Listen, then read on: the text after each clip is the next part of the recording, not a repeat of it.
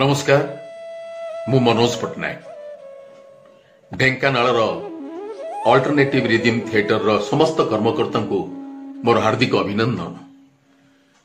तांकर जो सप्तम वार्षिकी महोत्सव ताकू मु स्वागत जनाऊँगी। एभली एक समय नाटक महोत्सव न हो पारि ऑनलाइन रे जहा करने को जाउछंती सेतिपई धन्यवाद जनाऊँगी।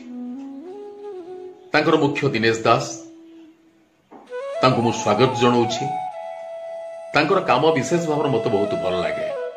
दिनेश तमर प्रोडक्शन मत बहुत भल लगे जो मनन रे तमे कंटिन्यूअसली 3 वर्ष फेस्टिवल आसी नाटक करिछ।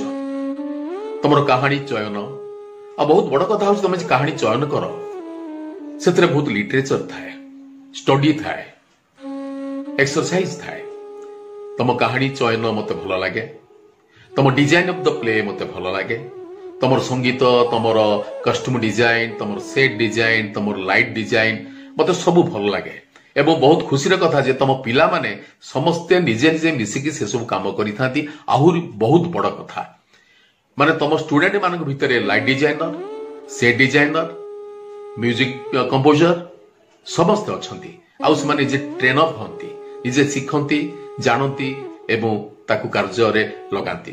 सेति में बहुत बड़ कथा एभली सबु संस्था रे नाहंती। तेणु मु तमर समस्त कार्यक्रम को बहुत पसंद करे। जगन्नाथ करंतु तमर अल्टरनेटिव रिदिम थिएटर शतायु हो, दीर्घजीवी हो, भल भल प्रोडक्शन करू एवं तमे तम क्रिएशन शीर्ष रे पहुंच।